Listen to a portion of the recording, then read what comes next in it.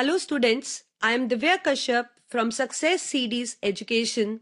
As you know that I am your science expert and today we are going to take up a topic from class 10th science. The topic which we'll be doing today is chapter 2, that is acids, bases and salts. See, we have divided this chapter into two parts. In part 1, we'll be covering acid, bases and salts, and in part 2, we'll be doing all the compounds which are included in your syllabus, right? Like washing soda, baking soda. So first we are going to start with part 1, in which we'll be doing only acid, bases and salts.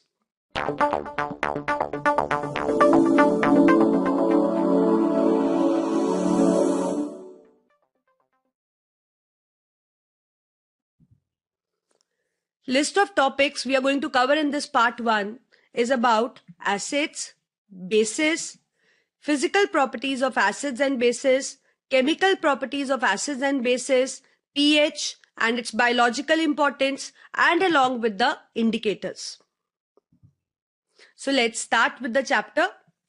देखिए, आपको पता है कि अगर हम किसी भी substance की बात करें, किसी भी केमिकल सब्सटेंस की बात करें, तो हर केमिकल सब्सटेंस की एक नेचर होती है. जैसे देखिए, आपके फैमिली मेंबर्स की नेचर होती है ना. कोई लड़ाका होता है, कोई बहुत लविंग होता है, कोई बहुत केयरिंग होता है ना. तो ऐसे ही अगर हम केमिकल्स की बात करें, हम सब्सटेंसेस जो हमारे अराउंड है उनकी बात करें, केमिकल सब्सटेंस की, तो उनकी भी नेचर होती है.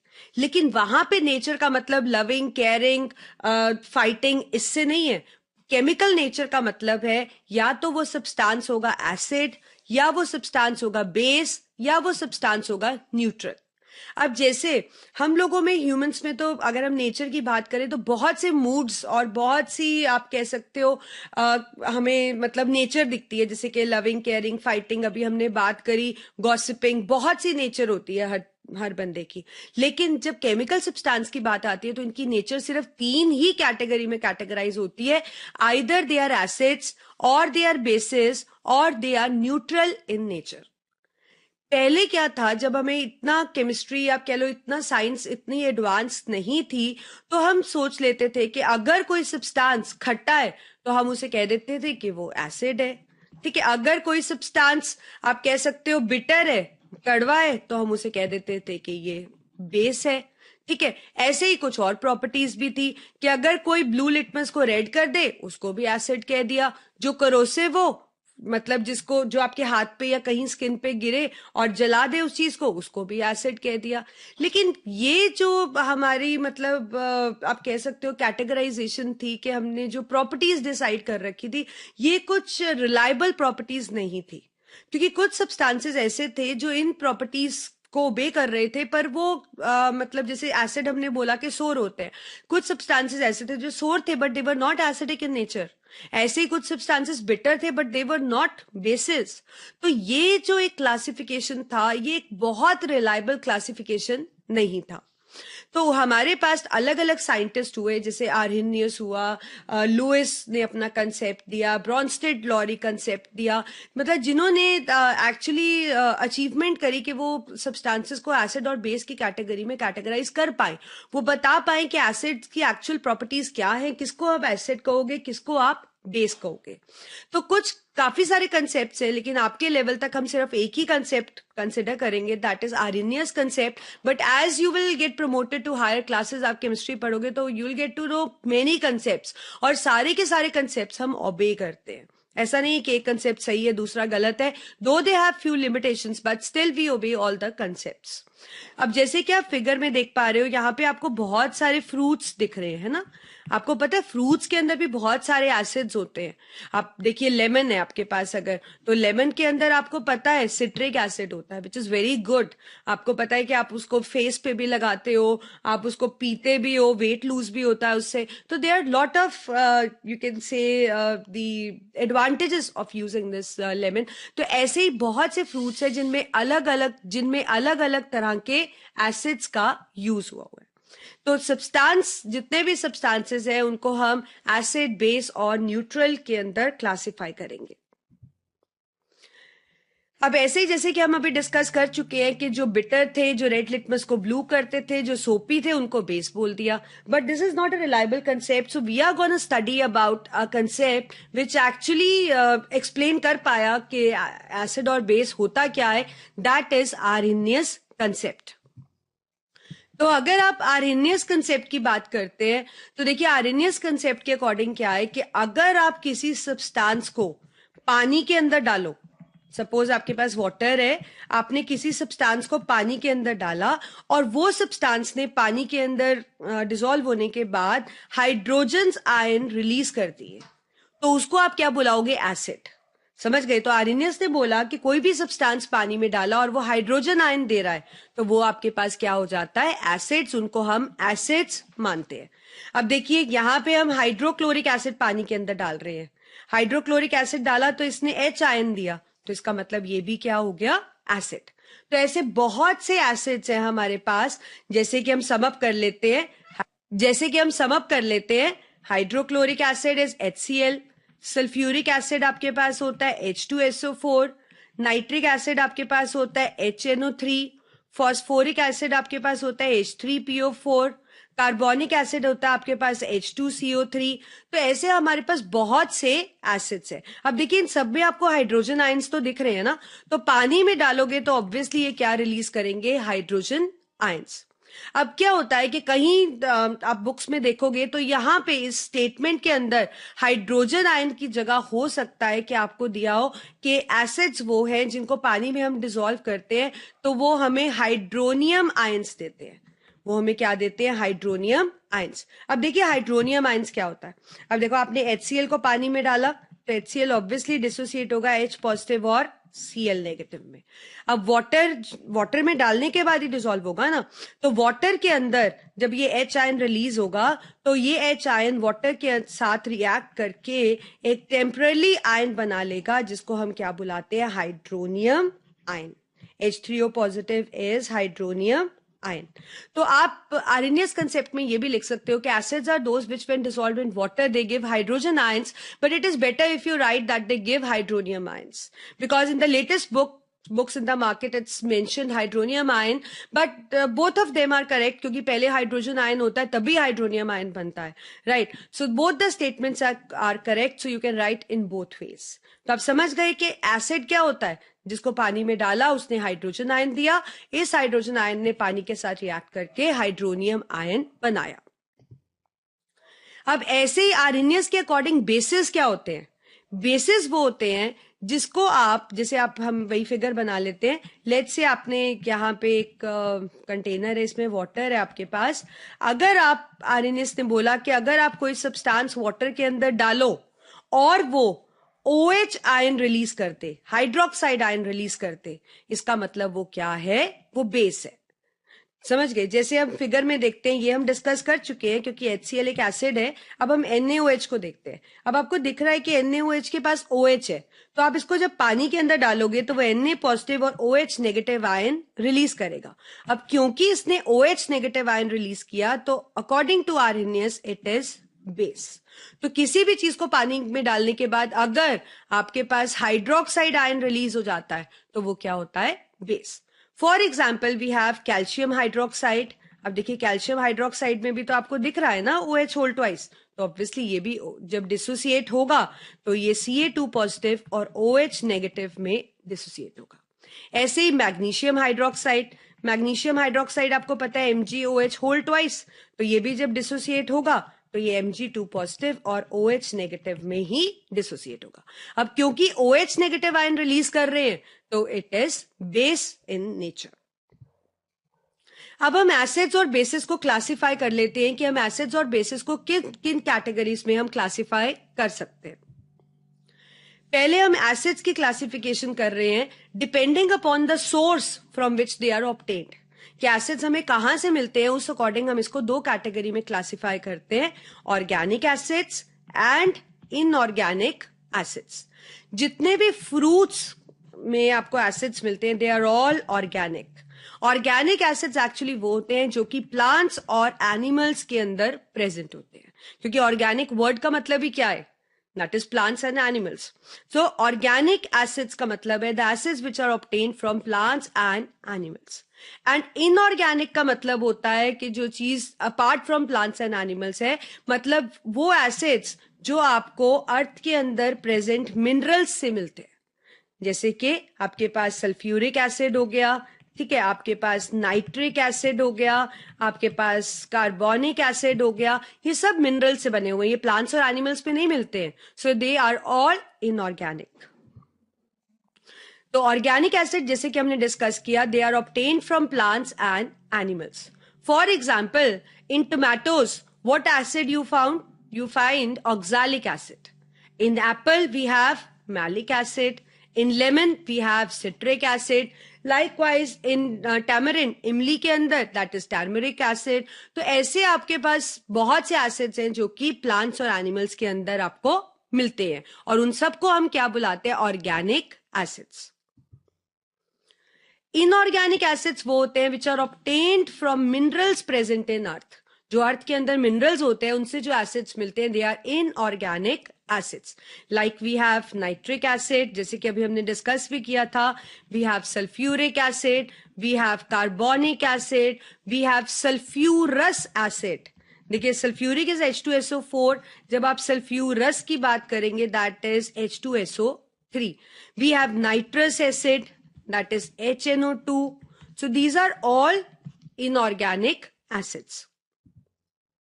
दूसरा क्लासिफिकेशन हम करते हैं on the basis of their strength. Strength का मतलब है, अगर आप ह्यूमन स्ट्रेंथ की बात करते हो तो इसमें मतलब आता है हु इज वीक और who is strong. So like wise strength, acid और बेसिस की जब हम स्ट्रेंथ की बात करेंगे, इसका मतलब है कि जब हम एसिड को पानी में डालते हैं वो कितने हाइड्रोजन आयंस दे पाता है हमें, that is called as its strength. So strength is the amount of hydrogen ions given or released when acid is dissolved in water. So depending upon that, we have two types of acids. One is strong acid, other is weak acid. Strong acid कौन से होते हैं? Suppose आपके पास कोई acid है, ठीक है, हम acid का example ले लेते हैं. Let's say we have acid HX.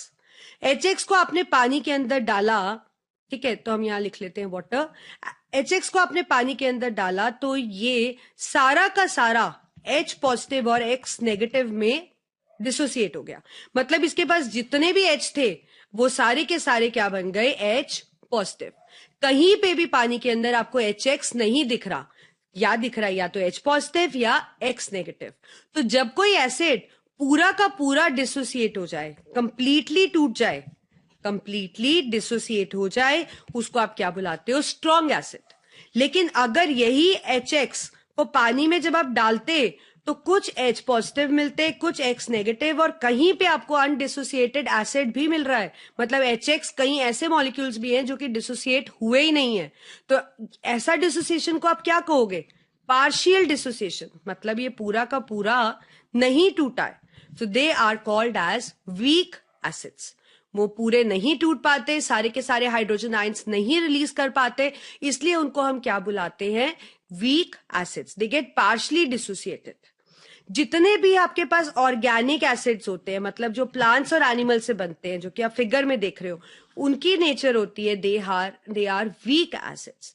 और जितने भी आपके पास मिनरल वाले एसिड्स होते हैं, sulphuric, nitric, nitrous, they are strong acid. वो पूरे के पूरे टूट जाते हैं.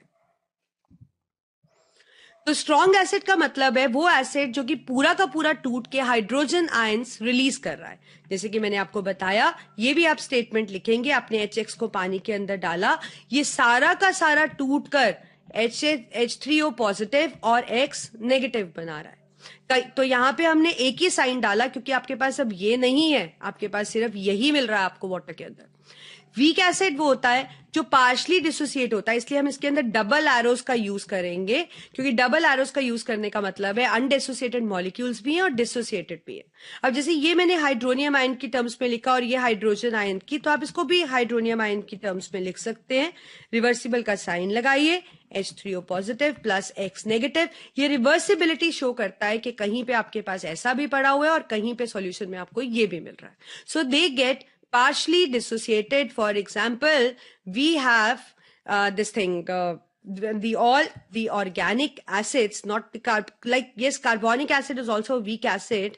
It doesn't get fully dissociated. Otherwise, all organic acids are weak acid and all mineral acids are strong acids. Next classification we have on the basis of water content in acid. किसी भी acid के अंदर पानी कितना है उस basis पे हमारे पास क्लासिफिकेशन है. We have dilute acid and we have concentrated acid. Dilute का मतलब होता है जिसमें पानी काफी होता है, so which has more amount of water in it. और कंसंट्रेटेड का मतलब है उसके अंदर सॉल्ट का कंसंट्रेशन, मतलब एसिड जिस चीज से बना है, जैसे HCl एसिड कैसे बना है, आपने उसमें हाइड्रोजन क्लोराइड और वाटर डाला तभी एसिड बना ना. तो अगर हाइड्रोजन क्लोराइड या कोई भी एसिड का सॉल्ट का कंटेंट ज्यादा और पानी कम है, उसको आप क्या बुलाओगे? Concentrated acid. किसी भी एसिड को, किसी भी, लेट्स से आपने HCl ही ले लिया या कोई और एसिड HX ले लिया, किसी भी एसिड को आप डाइल्यूट बना सकते हो, किसी को भी आप कंसंट्रेटेड बना सकते हो. तो हमारे पास जो एसिड है वो डाइल्यूट भी होते हैं और वही सेम एसिड से हम कंसंट्रेटेड भी यूज कर सकते हैं. अब how one can dilute concentrated acid. अब सपोज आपके पास एक एसिड डाइल्यूट है, आपके पास एक एसिड कंसंट्रेटेड है, सॉरी, ठीक है, आप उसको डाइल्यूट करना चाहते हो, आप चाहते हो कि वो डाइल्यूट हो जाए. अब ऐसा क्वेश्चन आप किसी से पूछोगे तो वो यही बोलेगा कंसंट्रेटेड है मतलब पानी कम है, डाइल्यूट करना है आप पानी डाल दो. पर इतना इजी नहीं है. अगर आपको पता है आप एसिड, जैसे अगर आपने सपोज यहाँ पे हम बना लेते हैं, आपने एसिड लिया हुआ है, कंसंट्रेटेड एसिड, और आप उसके अंदर पानी डाल रहे हो, आपको पता है पानी और कंसंट्रेटेड की एसिड का जो रिएक्शन होता है वो बहुत ही एक्सोथर्मिक होता है, इतना कि आग लग जाती है. तो आप कभी भी पानी को डायरेक्टली कंसंट्रेटेड एसिड में नहीं डालते हो क्योंकि बहुत सी हीट लिबरेट होगी और इट विल कैच फायर. तो आप क्या करोगे, हम पानी को एसिड में नहीं डालते, हम क्या करते हैं, हम पानी लेते हैं जितना हमें चाहिए उसको डाइल्यूट करने के लिए, और उसके अंदर हम एसिड डालते हैं. और वो एसिड भी कैसे डालते हैं? Drop wise.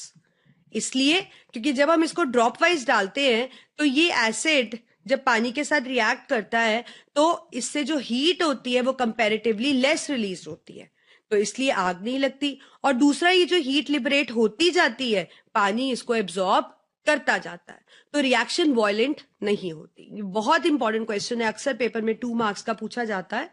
So one can dilute concentrate acid by adding acid slowly into water with continuous steering, and that is also drop wise. एकदम से एसिड नहीं डालना है. By doing so the heat release is comparatively less and it is constantly absorbed by water, so it prevents the reaction from becoming violent. So this is how you can dilute the concentrated acid. Now we are going to classify bases on the basis that whether they are soluble in water or not. आप पढ़ चुके हो कि base होता क्या है, जिसको आप पानी के अंदर डाल रहे हो. लेट्स से आपने इसको पानी के अंदर डाल रहे हो, अगर ये OH negative hydroxide ion release करता है तभी आप इसको क्या बुलाते हो? ये बेस है नेचर में. तो कोई भी बेस अगर आप बात करो तो जो बेस पानी के अंदर घुल जाते हैं उनको आप क्या बुलाने लगते हो? अल्कलीज. उनकी नेचर क्या होती है? अल्कली. होते वो बेस ही है, बस सारे के सारे बेस पानी में नहीं घुलते हैं. तो जो बेस पानी में घुल पाते हैं उनको हम अल्कलीज कहते हैं, और जो बेस पानी में नहीं घुल पाते उनको हम बेस ही बुलाते हैं. जितने भी अल्कलीज हैं वो सारे के सारे बेसिस हैं, पर जितने भी बेसिस हैं जरूरी नहीं कि वो सारे के सारे अल्कली हों, मतलब वो सारे के सारे पानी में डिसॉल्व हों, ये जरूरी नहीं है. Now we are going to classify on the basis of strength again कि वो strong base है या weak base है. तो strong base वो होगा, सेम तरह से आप बताओगे, सपोज आपके पास ये बेस है, आपने इसको पानी में डाला, ये सारा का सारा टूट जाता है कि ये सारा का सारा OH नेगेटिव अपना रिलीज कर देता है. कहीं पे भी आपके पास अनडिसोसिएटेड MOH नहीं है. MOH का मतलब है कोई भी मेटल हाइड्रोक्साइड ले ली, सपोज आपने M को कैल्शियम ले लिया, तो ये सारा का सारा OH नेगेटिव में टूट गया, कहीं पे भी ये अगर नहीं डिसोसिएट, मतलब कहीं पे भी अनडिसोसिएटेड नहीं दिख रहा है आपको, कहीं मतलब सारा का सारा वो टूट रहा है, तो ऐसे बेस को आप क्या बुलाओगे? Strong base. लेकिन अगर हम कैल्शियम हाइड्रोक्साइड की बात करें, कैल्शियम हाइड्रोक्साइड इतना स्ट्रॉन्ग बेस नहीं है, it falls in the category of weak base. ये पार्शली टूटता है, मतलब अनडिसोसिएटेड CaOH होल ट्वाइस भी होता है और डिसोसिएटेड कैल्शियम और हाइड्रोक्साइड आयंस भी दिखते हैं। तो अगर कोई बेस MOH से ले लेते हैं, पूरा का पूरा टूट जाए और अपने सारे के सारे OH नेगेटिव आयन रिलीज कर दे, so it is strong base. So all the hydroxides of reactive metals जो आपके रिएक्टिविटी सीरीज में टॉप पे आते हैं, जैसे सोडियम हाइड्रोक्साइड हो गया, आपके पास KOH हो गया, they are all strong and stable bases. Weak bases कौन होते हैं? जो पार्शली टूट के हाइड्रोक्साइड देते हैं। तो इसमें जब भी आप एग्जांपल लोगे तो आप रिवर्सिबल का साइन लगाओगे और आप इस तरह से शो करोगे, क्योंकि इसमें अनडिसोसिएटेड पार्ट भी होगा, डिसोसिएटेड आयंस भी होंगे। Now we are gonna start with properties of acids and bases. अब हमारे पास है physical properties of acids. Acids देखिए सोर होते हैं, खट्टे होते हैं टेस्ट में, ब्लू लिटमस को रेड करते हैं, आगे हम इंडिकेटर्स पढ़ेंगे आपको और क्लियर हो जाएगा। ऐसे ही third property, they are corrosive in nature, मतलब अगर एसिड्स हमारे हाथ या स्किन पे कहीं पे भी गिर जाते हैं, ये पानी को सोख लेते हैं और उस चीज को पूरा बर्न कर देते हैं, जला देते हैं। तभी आपको कभी एसिड गिर जाए तो आपको बर्न्स हो जाते हैं। As you can see, this is sulfuric acid, these are organic acids. इन सब acids की ये same property होती है। Now we have bases.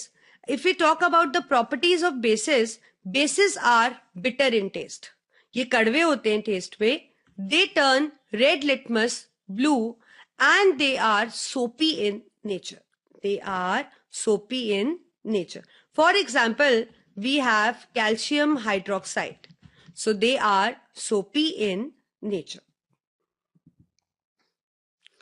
Now we have chemical properties of acids. अगर आप केमिकल प्रॉपर्टीज ऑफ एसिड्स की बात करें तो अभी हम आगे इंडिकेटर्स के बारे में पढ़ेंगे। इंडिकेटर्स कुछ ऐसे सब्सटेंस होते हैं, जब आप एसिड और बेस उन पे डालते हो तो उन पे कलर चेंज हो जाता है। तो अगर आप एक हमारा जो कॉमनली यूज्ड आप कह सकते हो इंडिकेटर है, that is litmus, which is originally जब हम इसको ऑब्टेन करते हैं दैट इज पर्पल, पर जब लैब में हम इसको यूज करते हैं तो हम इसको रेड और ब्लू लिटमस की फॉर्म में यूज करते हैं। तो अगर आप एसिड को रिएक्ट करते हो तो उसका रेड लिटमस पे तो कोई इफेक्ट नहीं होता, पर ब्लू लिटमस को वो क्या कर देता है? It turns red, it turns blue litmus red. तो ये एक प्रॉपर्टी है। तो आपके पास कोई भी एसिड अगर हो और अगर आप उसको उसके ड्रॉप को लिटमस में डालेंगे, it will turn blue litmus red, it will turn blue litmus red. The figure in which like that you can see this side, it is actually the property in which the metal, like how the acid react with metal. This we are going to discuss next. So the second property we are going to take up is reaction with metals.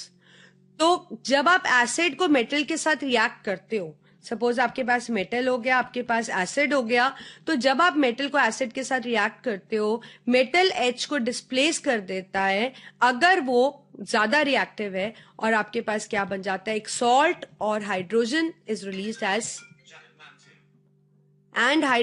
Released as hydrogen gas. ठीक है, अब देख लेते हैं एक activity जो आपको दी हुई है।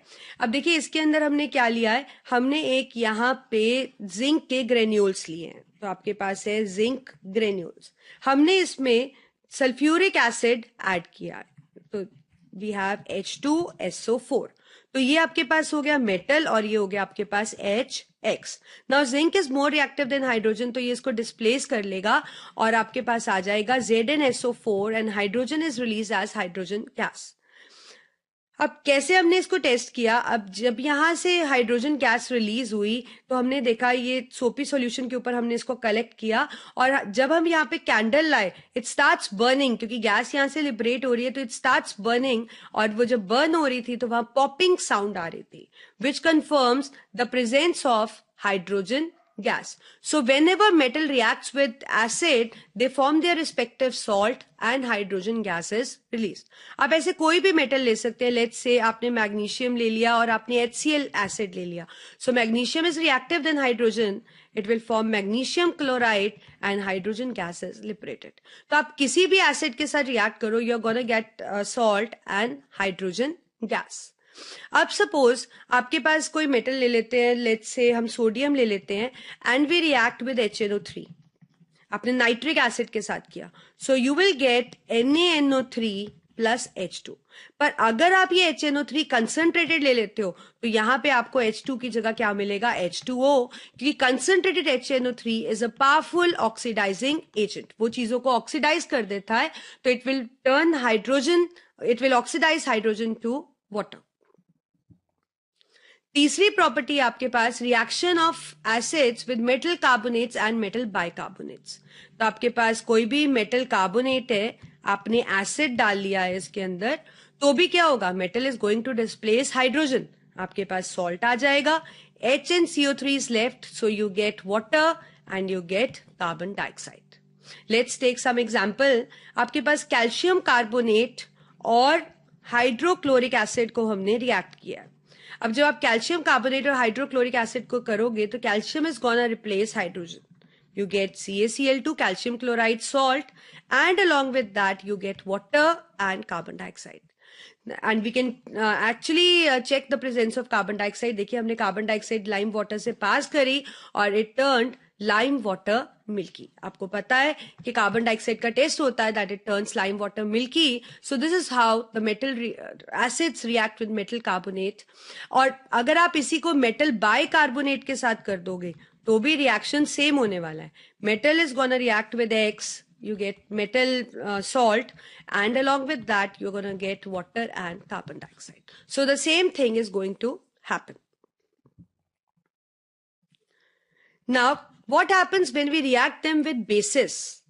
अब जब आप एसिड ले लो और आप उसको बेस के साथ रिएक्ट करो, आपको पता है एसिड्स क्या रिलीज करते हैं? Hydrogen ion. बेस रिलीज करते हैं हाइड्रोक्साइड आयन. सो जब भी आप एसिड और बेस को रिएक्ट करते हो, what you get salt and water. You get salt and water.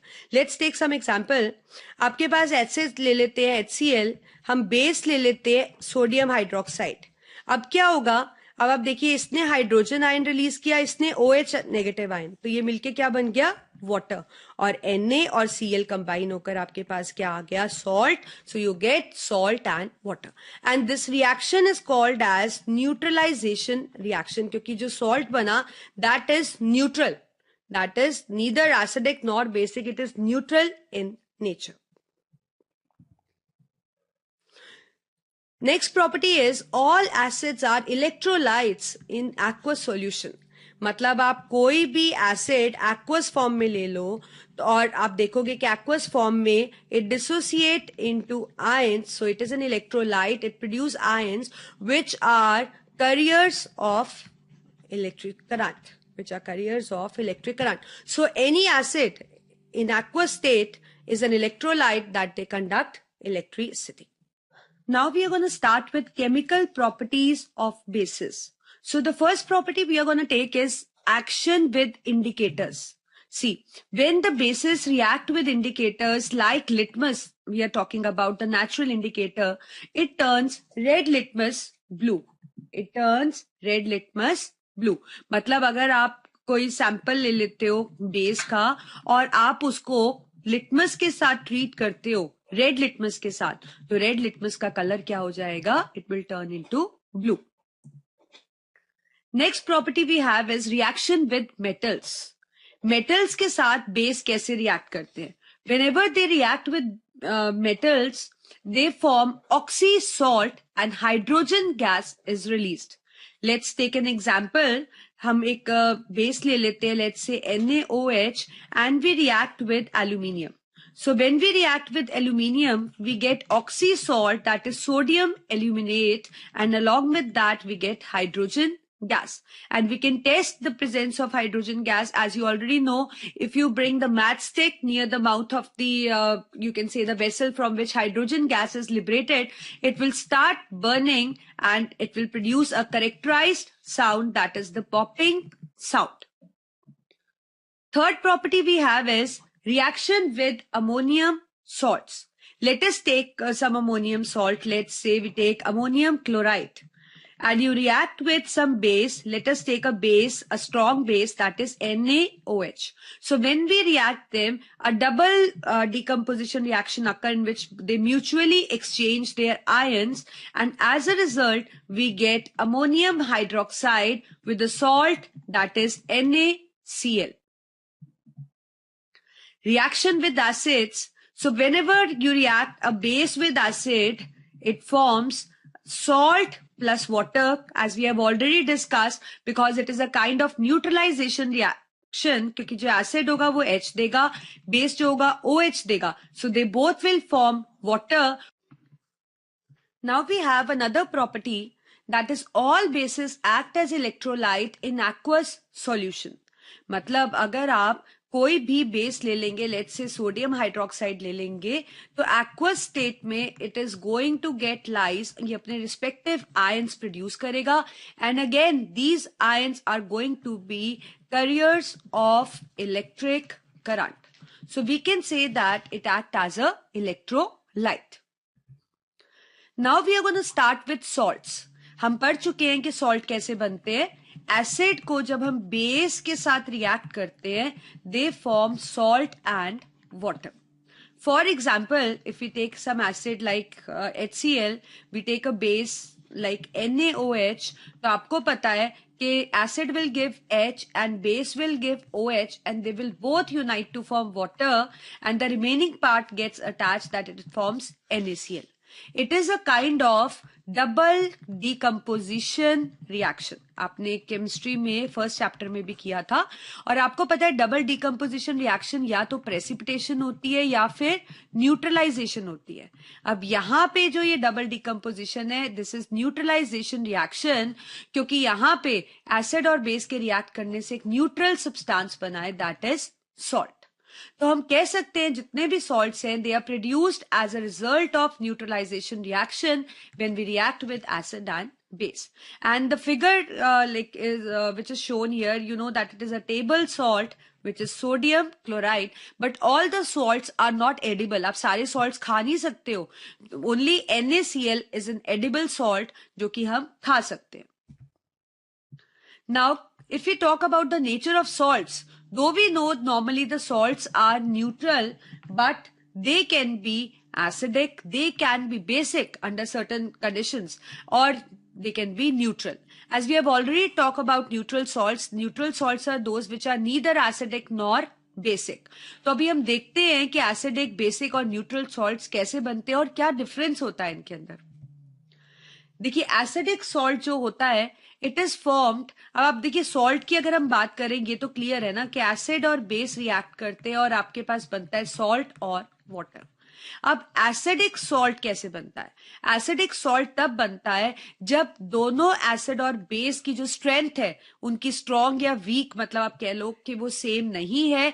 Acidic salt का मतलब है इसके अंदर एसिडिक करेक्टर है. वो एसिडिक करेक्टर कब आता है? जब आपका एसिड स्ट्रॉन्ग होता है, उसकी स्ट्रेंथ काफी ज्यादा होती है, और जो बेस होता है वो वीक होता है. इसलिए आपके पास न्यूट्रल सॉल्ट ना बनकर आपके पास एसिडिक सॉल्ट बनता है. मतलब इस सॉल्ट के अंदर कुछ एसिडिक फीचर होता है. ऐसे ही basic salt, again you know that salt is formed when acid react with base, you get salt and water. अब यहां पे सॉल्ट बेसिक है. बेसिक कब बनता है? जब वीक एसिड होगा और स्ट्रॉन्ग बेस होगा. तो जब हम ऐसा करेंगे तो जो चीज स्ट्रॉन्ग होती है उसका इफेक्ट हमें सॉल्ट में दिखेगा, that it will be going to be basic salt. Likewise you have neutral salt. ये भी हम बात कर चुके हैं. अगेन एसिड और बेस रिएक्ट करते हैं तो आपके पास सॉल्ट और वाटर बनता है. अब कंडीशन हो सकती है जब एसिड और बेस दोनों ही स्ट्रॉन्ग हो. जब एसिड और बेस दोनों ही स्ट्रॉन्ग होते हैं तो आपके पास जो सॉल्ट बनता है वो न्यूट्रल बनता है. हो सकता है दोनों ही वीक हो, तब भी क्या होगा, ये दोनों अपना एक दूसरे का इफेक्ट कैंसिल कर देंगे और जो सॉल्ट बनेगा वो आपके पास न्यूट्रल सॉल्ट और साथ में वाटर बनेगा. Now how can you come to know about the strength of acid and base? कौन कितना स्ट्रॉन्ग एसिड है, कौन कितना स्ट्रॉन्ग बेस है, वो आपको कैसे पता लगता है? लाइक मैं आपको कहूँ, एक मेरे पास HCl है, एक मेरे पास सल्फ्यूरिक एसिड है. तो अगर हमें जानना है, दोनों की कंसंट्रेशन हमें पता है और हमें जानना है कि दोनों में से कौन स्ट्रॉन्ग है, तो हम कैसे पता लगाएंगे? सिमिलरली अगर आपके पास दो बेसेस है, कंसंट्रेशन सेम है, तो आप कैसे पता लगाओगे कि कौन सा स्ट्रॉन्ग बेस है? So in that condition we make use of pH. We make use of pH. देखते हैं क्या होता है पीएच. पीएच होता है logarithm of reciprocal of hydrogen ion concentration. मतलब पीएच का मतलब है logarithm of reciprocal of hydrogen ion concentration. का मतलब आपने इसको ब्रैकेट में लिखोगे. तो ये हमारे पास पीएच का फॉर्मूला होता है. ये क्या होता है मैं आपको अच्छे से एक्सप्लेन करूंगी. अभी आप सिर्फ एक मिनट डेफिनेशन को देखिए. इस डेफिनेशन में अगर आप H पॉजिटिव ऊपर ले आते हैं तो ये यहां पे हम इसको ऐसा भी लिख सकते हैं, हम नेगेटिव साइन लगा देते हैं और हाइड्रोजन को हम रेसिप्रोकेट कर देते हैं. सो either of the formula can be used. अब इसका मतलब है कि किसी का पीएच जानना है तो आप लॉग ले लीजिए हाइड्रोजन आयन की कंसंट्रेशन का नेगेटिव वैल्यू में, तो आपके पास पीएच की वैल्यू आ जाएगी. अदरवाइज जनरल लैंग्वेज में हम क्या कहते हैं कि पीएच एक हमारे पास स्केल होता है. पीएच हमारे पास एक क्या होता है, स्केल, जिससे हम एसिड और बेस की स्ट्रेंथ जान सकते हैं. ये स्केल में जो रीडिंग होती है 0 से 14 तक की रीडिंग होती है, जिसका मिड पॉइंट होता है 7. अगर किसी के पीएच की वैल्यू जब हम फाइंड कर रहे हैं वो 0 से 7 के बीच में है, इसका मतलब वो एसिड है. 7 है तो वो सब्सटेंस न्यूट्रल है. 7 से 14 के बीच में है तो वो एसिडिक ना होकर वो नेचर के अंदर क्या है, बेसिक. तो हमारे पास ये पीएच हम निकाल लेते हैं और इन वैल्यूज से हम डिसाइड कर लेते हैं कि कौन एसिड है, कौन बेस है, कौन न्यूट्रल है. अब सपोज आपके पास दो एसिड आ गए, एक A1 और एक A2. एक का पीएच है 2, एक का पीएच है 4. तो दोनों ही एसिड है ना, क्योंकि दोनों का पीएच 0 से 7 के बीच में लाई कर रहा है. पर कौन सा स्ट्रॉन्ग एसिड होगा? जिसका पीएच लो होगा. हम यहां लिख लेते हैं, जिसका पीएच लो होगा वो स्ट्रॉन्ग एसिड होगा. तो अगर आपको ऐसे दो एसिड्स दिए हो जिनके पीएच 2 और 4 दिए हो, तो उसमें से स्ट्रॉन्ग एसिड कौन होगा? जिसकी स्मॉलर वैल्यू होगी. मतलब एसिड उतने स्ट्रॉन्ग होते हैं जितनी वैल्यू उनकी 0 के पास होती है. अब ऐसे ही सपोज आपको दो बेस दिए है, एक बेस की वैल्यू है 10 और एक की वैल्यू है 11. आपसे पूछते हैं कौन सा स्ट्रॉन्ग बेस है, तो जितना वो 7 से दूर होगा उतना वो स्ट्रॉन्ग बेस होगा. मतलब B2 is going to be strong base.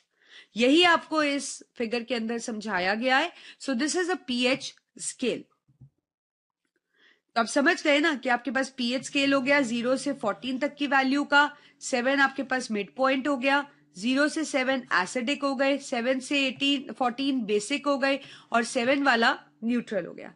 जितना आप इस साइड मूव कर रहे हो उतनी हाइड्रोजन आयन बढ़ती जा रही है. मतलब एसिडिक करेक्टर बढ़ता जा रहा है. जितने आप 7 से दूर जाते हो उतने हाइड्रोक्साइड आयंस बढ़ते जाते हैं. ये हाइड्रोजन आयन की कंसंट्रेशंस की वैल्यूज दी गई है. इनको जब आप सॉल्व करते हो तो आपके पास पीएच की वैल्यूज इस तरह से आ जाती है. अब हमारे पास एक क्वेश्चन है, या हम एक कह सकते हैं ऑब्जर्वेशन है हमारी पीएच वैल्यू के बेसिस पे. हमने देखा कि अगर 0 से 2 तक पीएच का रेंज हो, 0 से 2, तो उसको हम स्ट्रॉन्ग एसिड बुलाते हैं. अगर 2 से 4 तक की रेंज में आ रहा हो तो वो मॉडरेटली एसिडिक होता है. अगर उसका पीएच 4 से ज्यादा है तो वो वीक एसिड होता है. और 7 पे तो आपको पता है हमारे पास क्या आ जाता है, न्यूट्रल पॉइंट. ठीक है. 7 से 10 की बात करते हो तो अगर पीएच आ रहा है तो वो एक वीक बेस है. 10 से 12 की बात करते हो तो वो एक मॉडरेटली बेसिक है. और 12 अबव इसका मतलब वो स्ट्रांगली बेसिक है नेचर में. अब हमारे पास एक क्वेश्चन है कि what is the effect of dilution on pH in case of acids and bases. अब देखिए, जब आप डाइल्यूशन का मतलब हम वाटर ऐड कर रहे हैं, ठीक है. तो सपोज आपके पास एक एसिड है जिसका पीएच लेट्स से कह लेते हैं 4 है. आपने इसके अंदर वाटर डाल दिया तो क्या होगा, एसिडिक इफेक्ट कम होगा या ज्यादा होगा? इसका जो इसमें जो एसिडिक इफेक्ट है वो डिक्रीज हो जाएगा और जो पीएच है दैट विल इंक्रीज।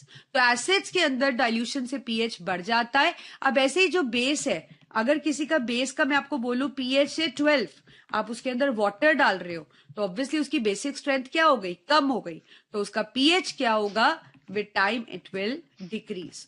तो डाइल्यूशन से जो बेसिस है उनका पीएच कम होता है और एसिड का पीएच इंक्रीज होता है, क्योंकि जितना ज्यादा होगा उतना वो एसिडिक कम होगा और जितना पीएच कम होगा उतना वो बेसिक नहीं रहेगा।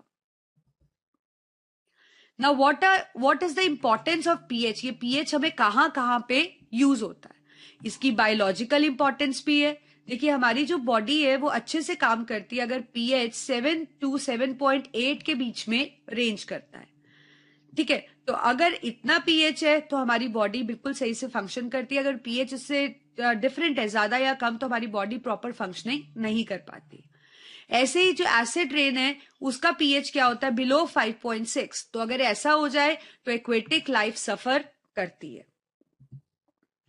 ऐसे ही एग्रीकल्चर में प्लांट्स को भी एक स्पेसिफिक रेंज का पीएच चाहिए होता है for survival and for growing, मतलब उनको ग्रो होने के लिए they need a specific pH. अगर प्रॉपर पीएच नहीं है तो वो भी आप कह सकते हो उनकी भी वेल ग्रोथ नहीं होती है। सिमिलरली इन डेयरीज मिल्क की जो पीएच वैल्यू है वो होती है 6.6। अगर पीएच 6.6 से नीचे चला जाता है इसका मतलब दूध फट जाता है, इट बिकम्स सोर, इट बिकम्स एसिडिक। ऐसे ही टूथ डिके में भी काम आता है। टूथ डिके स्टार्ट होता है जब पीएच माउथ का फॉल हो जाता है बिलो 5.5। जब पीएच 5.5 से कम हो जाता है तो इस टाइम जो एसिड है वो इनेमल के कैल्शियम फॉस्फेट के साथ रिएक्ट करता है और उसको कोरोड करना स्टार्ट करता है। अब ये कब होता है, जब आप कोई स्वीट शुगरी सब्सटेंस खाते हो तो एसिड प्रोडक्शन स्टिमुलेट हो जाती है जो कैल्शियम फॉस्फेट को डीमिनरलाइज करती है और हमारा इनेमल कोरोड होने लगता है। Now we have indicators. जैसे कि मैंने आपको बताया इंडिकेटर्स वो कुछ सब्सटेंसेस होते हैं जिनके कलर, क्या कह सकते हो, जिनकी स्मेल या जिनमें किसी भी तरह का चेंज आता है जब हम उनमें एसिड या बेस डालते हैं, ठीक है। अब हमारे पास बहुत से इंडिकेटर्स हैं, जैसे हमारे पास फिनोफ्लिन है। फिनोफ्लिन हमारे पास एक मैन मेड इंडिकेटर है, मतलब एक सिंथेटिक इंडिकेटर है। हमारे पास ऑल्फैक्टरी इंडिकेटर्स होते हैं, मतलब जो कि आप देख रहे हो कि जो स्मेल के अंदर चेंज ले आते हैं, like vanilla extract, that is an olfactory indicator. तो हमारे पास जो इंडिकेटर है उनको पहले हम दो क्लासेस में कैटेगराइज करेंगे। One is natural indicator, other is artificial indicators. Natural indicators वो होते हैं जो कि आपको नेचुरली नेचर के अंदर मिलते हैं, like we have litmus. Litmus is commonly use natural indicator और ये हमें कहां से मिलता है, it is obtained from lichens. Lichens आपको पता है ना क्या होते हैं, it is an association of fungus with algae. A symbiotic association of fungus with algae is called as lichens. तो lichens से आपको लिटमस ऑब्टेन्ड होता है। जो ओरिजिनल कलर होता है लिटमस का वो क्या होता है, पर्पल। पर जब हम इसको लैब में यूज करते हैं so we make it as red and blue litmus. जैसे कि आप देख भी पा रहे हो, this is original litmus, but when we use in lab, we use it in red and blue form. And you know that if we add acid to the blue litmus, it will turn red, and if we add base to red litmus, it will turn red litmus blue. ऐसे ही हमारे पास artificial man made synthetic indicators हैं, उनमें से हम कुछ पढ़ेंगे, like phenolphthalein and methyl orange. Phenolphthalein जो इंडिकेटर है हमारे पास, जैसे कि आप देख पा रहे हो फिगर में भी, इसका जो ओरिजिनल कलर होता है that is colourless. See it is, you can see in the figure, it is colorless. So when you add acid to it, it remains colorless, but when you add base to it, it turns into this purplish pink color. This color, it like from colorless it changes into purplish pink color. Now effect on methyl orange. The original color of methyl orange is orange, and if you add acid to it, it changes from orange to red, and if you add base to it, it changes from orange to yellow. तो इससे आपको पता लग सकता है जैसे कौन सा कलर चेंज हुआ, that whether the given substance which you are adding is an acid और a base. We have olfactory indicators as well. Olfactory indicators होते हैं जिनकी स्मेल के अंदर चेंज आता है जब आप उनके अंदर एसिड या बेस डालते हो. Like we have onion extract and vanilla extract. जो आपके पास अनियन एक्सट्रैक्ट या वनीला एक्सट्रैक्ट होते हैं उसमें क्या होता है, जब आप इनमें एसिड डालते हो, चाहे वनीला एक्सट्रैक्ट हो चाहे अनियन एक्सट्रैक्ट, तो उनकी जो स्मेल होती है वो सेम रहती है, उसमें कोई चेंज नहीं आता. लेकिन जब आप इसमें बेस डालते हो तो इनकी जो स्मेल है वो चेंज हो जाती है, डिफरेंट तरह की स्मेल हो जाती है, and you can clearly indicate the change in the smell. So if there is change in the smell, that means the given substance that mixed और added is a base, and if there is no change, then that means the substance is acid. Now we are going to start with some question and answers. First question is, what do you mean by basicity? See, basicity is a property for acids. नाम से तो basicity है, but actually it is a property of acids. It is defined as the number of ions produced when acid is dissolved in water. जब आप acid को पानी के अंदर डाल रहे हो तो कितने हाइड्रोजन आयन रिलीज हो रहे हैं उसको आप क्या बुलाते हो, उसकी बेसिसिटी. अब जैसे आप H2SO4 को डालोगे तो it will give 2H positive and 1 SO4 negative. So because it release 2 hydrogen ions, it is dibasic. इसकी बेसिसिटी कितनी है, 2, और इसको हम क्या बोलेंगे, dibasic. Similarly, hydrochloric acid को आप पानी में डाल रहे हो, it is going to give 1 hydrogen ion. So its basicity is 1, and we can say that it is monobasic. Next question is, to which category acetic acid belongs?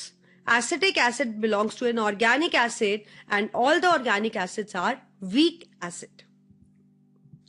Next question is, write the effect of dilute HCl on Na2CO3. So we'll react HCl with Na2CO3. Na being more reactive will displace hydrogen, will form NaCl, water and carbon dioxide, and we can also check like conduct a test for carbon dioxide as it turns lime water milky. Next question is, what is neutralization reaction? It is a reaction between an acid and base to form salt and water. You can take any acid, you can take any base, you will get salt and water, and the reaction is termed as neutralization reaction. Next question is, why sulfuric acid is called acid?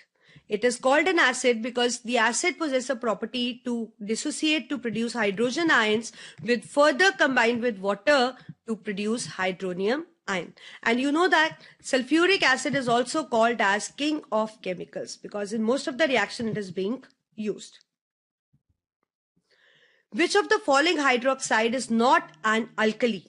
We have NH4OH, we have calcium hydroxide, we have copper hydroxide, and we have sodium hydroxide. These are not positive or these are not negative signs. So alkali means ये सब bases तो हैं, they have OH, पर इन base में से जो पानी में soluble होगा वही alkali होगा ना. So that the like which are soluble is NH4OH and NaOH, and which are not alkali is copper hydroxide and calcium hydroxide. Give names of organic acids. So you can write any organic acids. We have written nitric, sulfuric and hydrochloric. Name king of chemicals, that is sulfuric acid, because in most of the reaction it is being used. Out of phosphoric and carbonic acid, which is weak acid? Both of them are weak acid as they partially get dissociated when dissolved in water. What is the value of alpha for strong acids? It is more than 30 degree. Alpha is actually the degree of dissociation, कि वो कितना dissociate होते हैं. तो जितने भी आपके पास strong acids होते हैं उनका degree of dissociation alpha is more than 30, and if it is less than 30 it is they are for weak acids. Name the acid that is present in lemon, tomato and curd. So in lemon we have citric, tomato we have oxalic, and curd we have lactic acid. All the milk products contain lactic acid. Write the pH of value at which our body works. It is 7 to 7.8. It is 7 to 7.8. When does rainwater form acid rain? or how can you see that the rainwater is not the pure rainwater, it is acidic in nature, when its pH become higher than 5.6? How do you come to know that the milk has turned sour?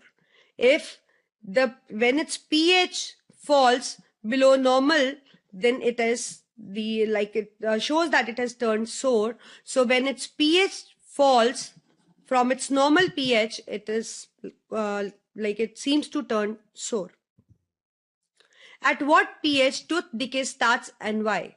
pH below 5.5, excess of acid reacts with enamel to form calcium phosphate and corrodes it. Like enamel is actually calcium phosphate, but when acid reacts with enamel, it corrodes it, it demineralizes it. मतलब ये जो calcium phosphate है, they get breaking up into their ions, which is called demineralization, and the tooth decay starts.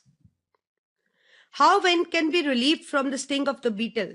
By rubbing it with the leaf of dock plant, we feel the sting due to secretion of methanoic acid from it. Thank you for watching this video. For more videos, you can subscribe to Success Series Education.